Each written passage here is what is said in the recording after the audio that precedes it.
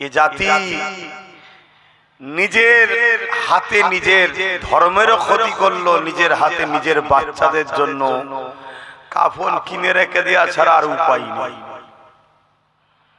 হয়তো আমার কথা আজকেও অনেকের খারাপ লাগতে পারে, কেন রিসেন্ট এটাকে কেন্দ্র করে আমি দেখছি যে পদক্ষেপ আমার কওমের মানুষরা নিচ্ছে, ওটাও যেন কোনো একটা জায়গায় ভুল পদক্ষেপ হচ্ছে। আমার ক্ষুদ্র মাথায় কোন একটা জায়গায় যেন ভুল পদক্ষেপ আবার নেওয়া হচ্ছে। আর যে ভুল পদক্ষেপ নেওয়া হচ্ছে, এই ভুল পদক্ষেপে খুব শিগগিরই না আবার একটা বড় গর্তই আমাদেরকে ফেলে। কিন্তু সেটা আমি খুলে আর বলবো না, কেন এই সমাজ যখন শুনতে চায় না, নিতে চায় না, এদেরকে বেকার ক্যাসেট চালিয়ে লাভ নাই। তবে আল্লাহর কাছে দোয়া করি এবং যতটুকু আমার সামর্থ্য আছে, একটা জিনিস যখন আইনে পরিণত হয়, আইনের অস্ত্র দিয়েই তাকে কাটতে হয়। যতটুকু আমার ক্ষমতা আছে, আমার করণীয় আছে, কেন আমি কোনো সিএম পিএম ডিএম নয়, আমি সাধারণ একজন মানুষ। তবে হ্যাঁ, যারা ইসলামকে ভালোবাসে, দাদা হুজুরকে ভালোবাসে, তাদের কাছে আমি একজন পীরের আওলাদ, ধর্মগুরু ঘরের সন্তান হিসেবে শ্রদ্ধা সম্মান করে। তাই আমার যতটুকু করণীয় আছে আমি করছি। 2 তারিখে বিল পাস হয়েছে, 3 তারিখেই সম্ভবত তড়িঘড়ি হঠাৎ করে 2-3 ঘন্টার একটা মেসেজে শয়তানি করছো।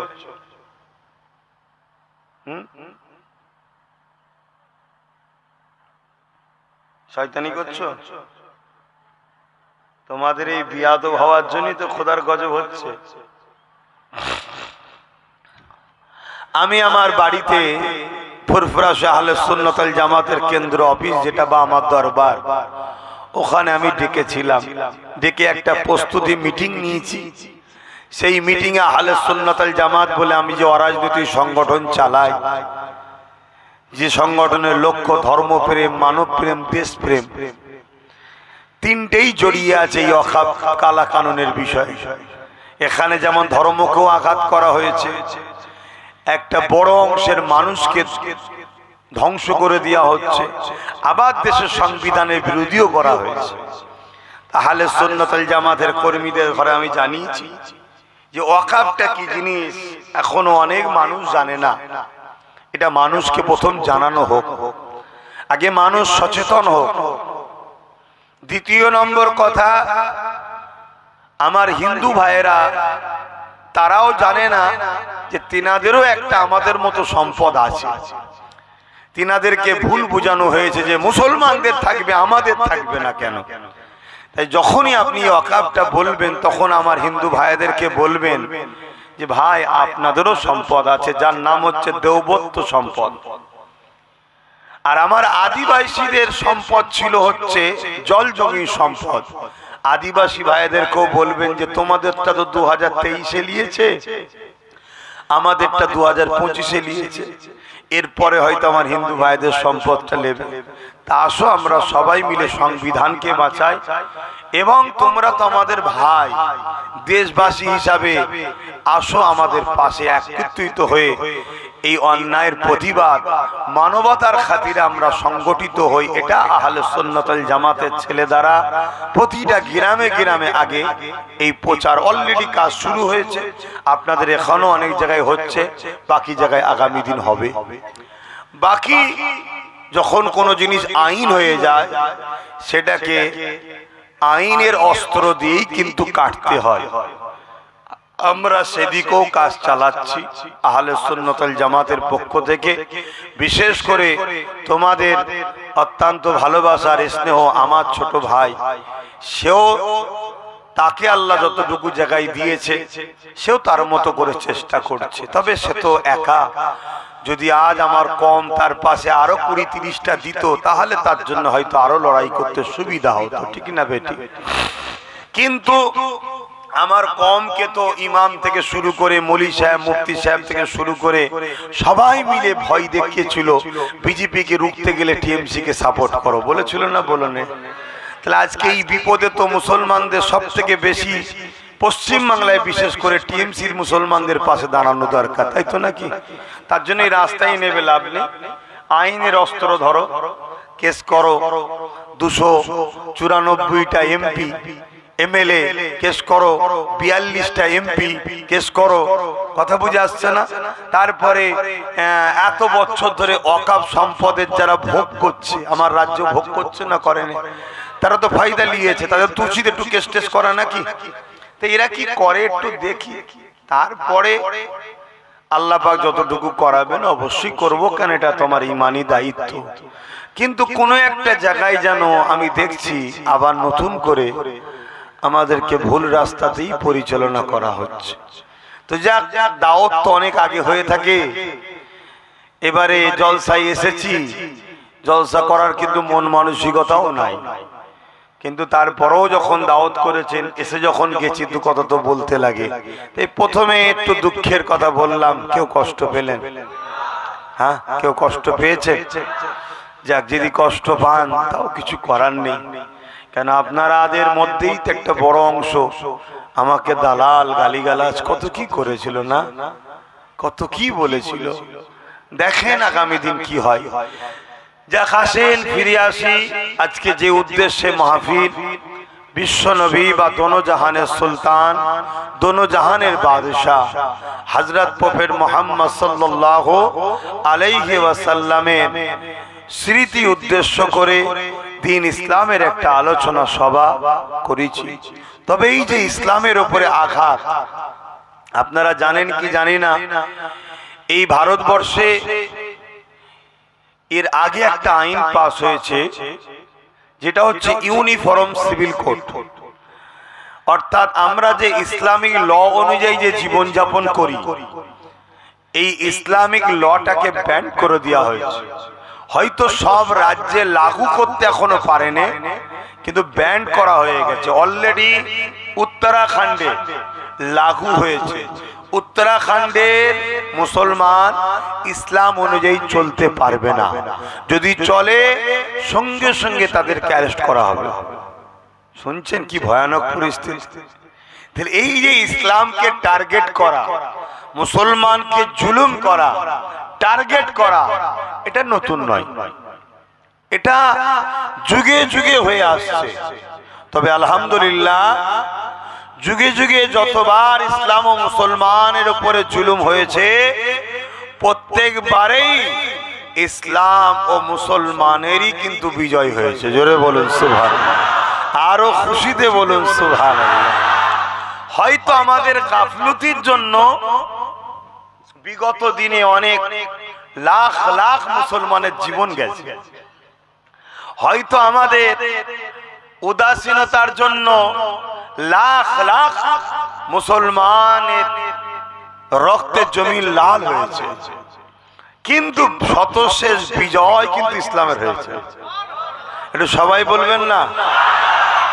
আগামী দিন আজকেও নতুন করে পৃথিবীতে ইসলামের উপরে যে জুলুম শুরু হয়েছে, অথচ ইসলাম কখনো কারোর উপরে জুলুম করেনি, ইতিহাস দেখাতে পারবেন না। হ্যাঁ, ইসলাম যুদ্ধ করেছে। কি জন্য যুদ্ধ করেছে? অসহায়, গরিব, শোষিত, লাঞ্ছিত, বঞ্চিত মানুষগুলোকে জালিম গভর্নমেন্টের হাত থেকে বাঁচাবার জন্য যুদ্ধ করেছে। জোরে বলুন সুবহানাল্লাহ। অত্যাচারী শাসক, অত্যাচারী জালিম ধর্মগুরু নারী পুরুষ সবাইকে দাস দাসী বানিয়েছে, গোলাম বানিয়েছে, কৃতদাস বানিয়েছে। এই সকল সমাজ বিরোধীদের বিরুদ্ধে ইসলাম প্রথম ঘোষণা দিয়েছে, তোমরা অন্যায় করছো। তারা গাইজুয়ারিতে ইসলামের উপরে আঘাত করতে এসেছে, ইসলাম ডিফেন্সে নেমেছে। সেই ডিফেন্স এটা বিশাল বড় যুদ্ধে রূপ নিয়েছে, আর ওই যুদ্ধ ইসলাম বিজয় হয়েছে। জোরে বলুন সুবহানাল্লাহ। কিন্তু ইসলাম কখনো কোন ধর্ম, কোন জাতি, কোন বর্ণ, কোন মানুষ কারোর উপর ইসলাম কোনদিন জুলুম করেন। এটা ইতিহাস, একটা ইতিহাস কেউ দেখাতে পারবে না। চ্যালেঞ্জ দিচ্ছি, জীবনের জিন্দেগির বাজি লাগিয়ে চ্যালেঞ্জ দিচ্ছি, নিজের জীবনকে কুরবান করে দেবো। তার গোলাম হয়ে যাব। একটা কেউ দেখাতে পারবে না যে জমিনে ইসলাম কখনো জুলুম করেছে। কিন্তু যুগে যুগে কম বেশি সবাই ইসলামের পিছনে কিন্তু বারবার লেগেছে। কখনো ফেরাউন লেগেছে, কখনো নমরুদ লেগেছে, কখনো সাদ্দাত লেগেছে, কখনো আবু জেহেল, উতবা, সাইবা, আবু লাহাব লেগেছে, কখনো বুশ লেগেছে, কখনো হিটলার লেগেছে, কখনো আবার মুগলে আজম দাবিদার হতভাগা আকবর লেগেছে। আজকের দিনে তাম পৃথিবী জুড়ে আমেরিকা থেকে শুরু করে কি বলে ইসরায়েল বলে কোনো দেশ নেই, কিন্তু চীনার জন্য বলছি, ইসরায়েল, ফ্রান্স, এমনকি এতদিন আমার দেশও ছিল না, আমার দেশের এক অংশ মানুষ, সবাই নয়, এক অংশ মানুষ, তারা রাজনীতির ফায়দা লিবার জন্য ব্রিটিশ যেমন হিন্দু মুসলমানের লাগাচ্ছিল, তারা এই হিন্দু মুসলমান করার জন্য বিভাজন করে রাজনীতির মজা নেবে বলে আমার দেশেও এক শ্রেণীর মানুষ তারা আবার নতুন করে ইসলামের বিরুদ্ধে লেগেছে। তবে মনে রাখবেন, যতবার যেখানেই লেগেছে, সে আমেরিকা হোক, ব্রিটেন হোক, ফ্রান্স হোক, রোম হোক, রাশিয়া হোক, পারস্য হোক, সিরিয়া হোক, পৃথিবীর যে কোনো জায়গায় যত বড় সুপার পাওয়ার হোক না কেন, পৃথিবীর রাজা ছিল নমরুদ। এরকম বড় বড় সুপার পাওয়ার যারা ইসলামের পিছনে লেগেছে, হ্যাঁ, তাদের হাতে আমাদের মধ্যে যারা উদাসীন, গাফলতি করে চলি, ঠিক মতো ধর্মের মহব্বত নাই, ভালোভাবে চলতে পারি না, এরকম হয়তো কোটি কোটি মানুষের জীবন গেছে ঠিকই, কিন্তু সলিড নির্ভেজাল হয়ে যাবার পর গুটি কত মানুষের দ্বারা, ইমানদার লিডারের দ্বারা আল্লাহ কিন্তু বিজয় ইসলামকেই দিয়েছে। জোরে বলুন সুবহানাল্লাহ, আরো খুশি হয়ে বলুন সুবহানাল্লাহ। আল্লাহ, এবারে আমাদেরকে জানতে হবে ইসলাম মানে কি? ইসলাম মানে কি?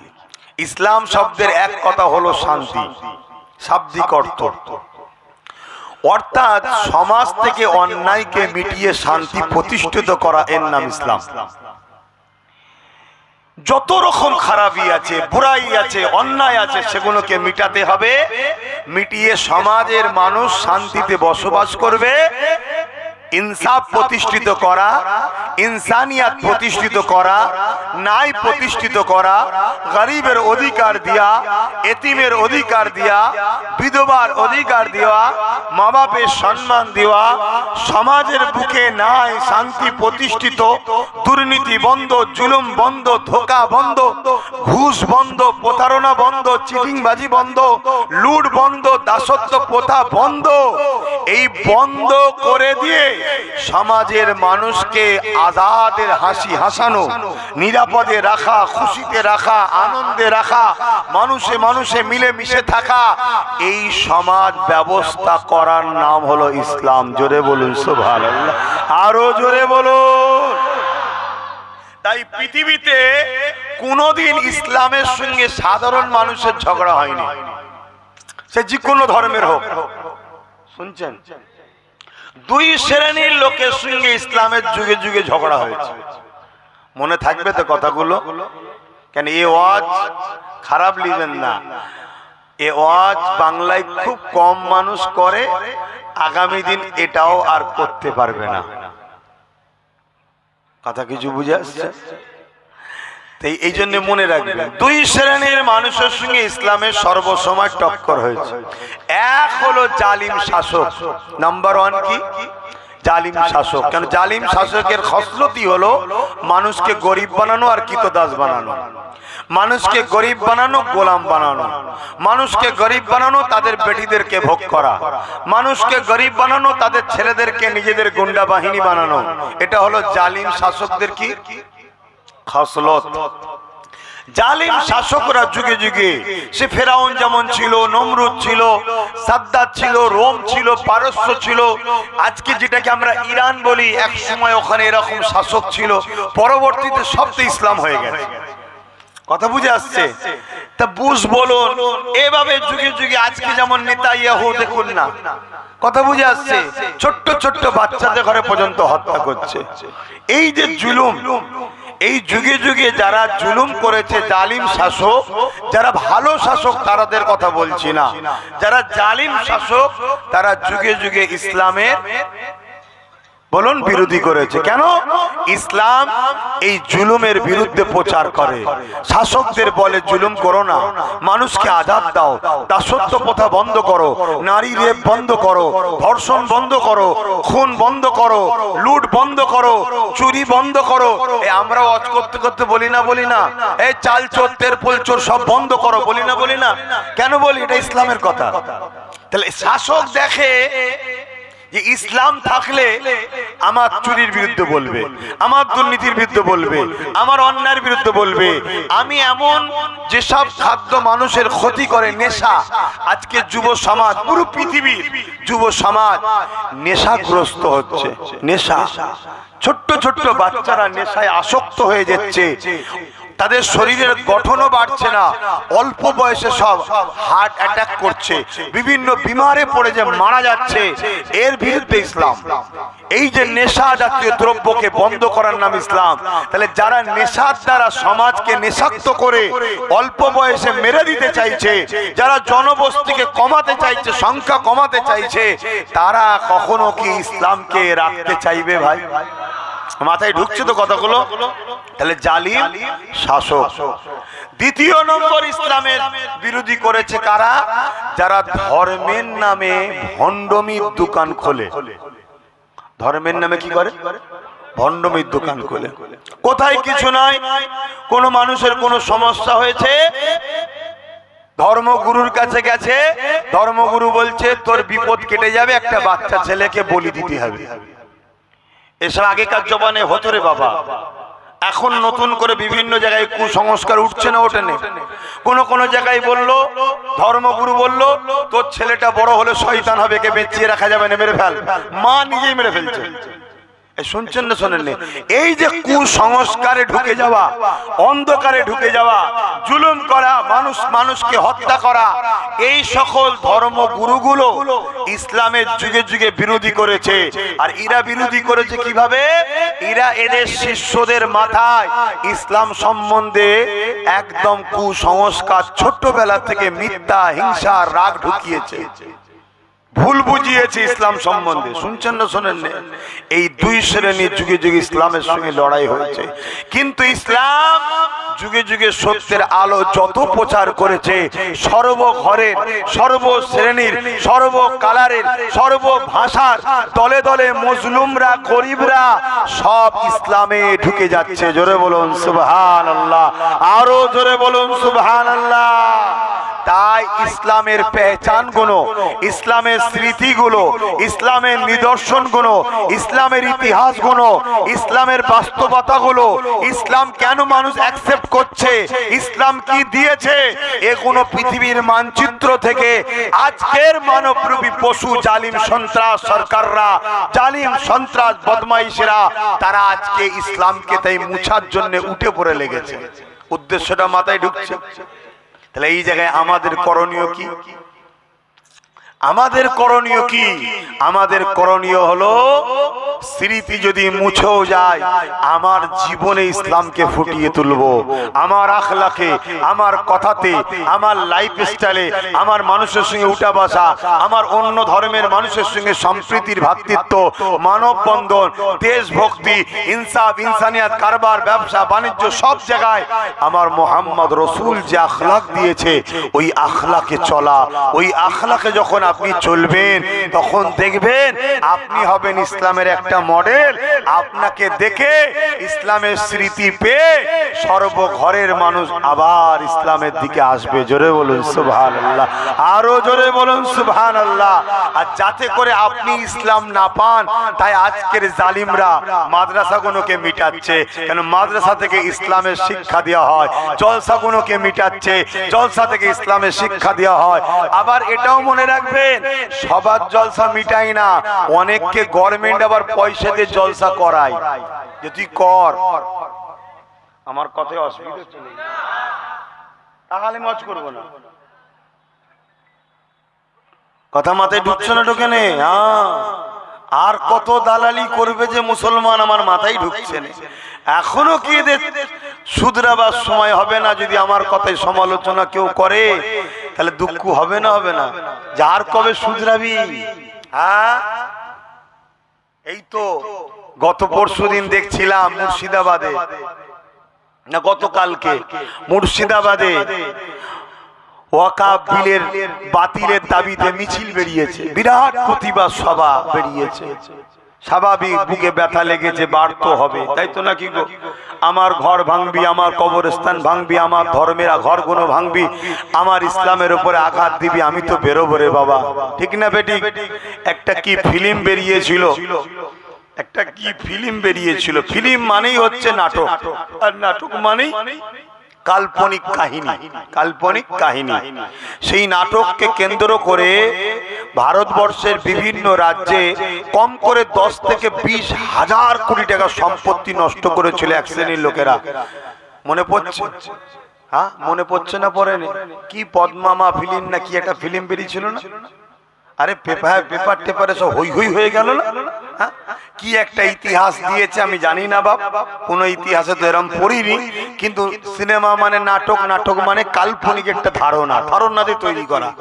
যে তৈরি করে সে একটা ধারণা সেটিং করে যাতে লোক ইমেজ পায়, সম্পূর্ণ একটা ফ্রড, ধোঁকা। তো যাক, তাকে কেন্দ্র করে এক শ্রেণীর মানুষ বলেছিল নাকি আমার ধর্মের উপরে ঠেস দেওয়া হয়েছে। যদি সত্যি দিয়ে থাকে, সে তার ধর্মকে ভালোবাসে, সে তো আন্দোলন করবে। কিন্তু দেশের সম্পত্তিকে নষ্ট করে আন্দোলন করা কখনো দেশপ্রেমিকের কাজ হতে পারে না। কিন্তু শান্তিপ্রিয় ভাবে মুর্শিদাবাদে আন্দোলন হচ্ছিল, আপনারা দেখেছেন কি? বিশাল বড় জমায়েত। সেই আন্দোলনে আমাকে চারিদিক থেকে ফোন করছে, আমি তো মুর্শিদাবাদে যাই, অনেক ভালোবাসার লোক আছে, ফোন করছে যে কি, আমি তারা ফোন করছে, আমি জিজ্ঞেস করলাম যে কি হয়েছে অ্যাকচুয়ালি, সত্যি করে বল। আর আমি সোশ্যাল মিডিয়াতেও দেখছি কোথায় কিছু না ভিড়ের মধ্যে প্রশাসন গাড়ি ঢুকিয়ে দিচ্ছে, ইচ্ছা করে গাড়ি ঢুকিয়ে দিয়ে উড়ো ফায়ার করেছে। এবং শুনলাম নাকি একজন দুজনের পায়ের ওপরে পুলিশ গাড়ির চাকা তুলে দিয়েছে। এবার ঠেলাঠেলি শুরু হয়ে গেছে, পা ভেঙে গেলে ঠেলবে না, ঠেলবে না, এই ঠেলাঠেলি হতে হতে পুলিশ এবার লাঠি চার্জ করেছে। এমনি বুকে আগুন জ্বলছে।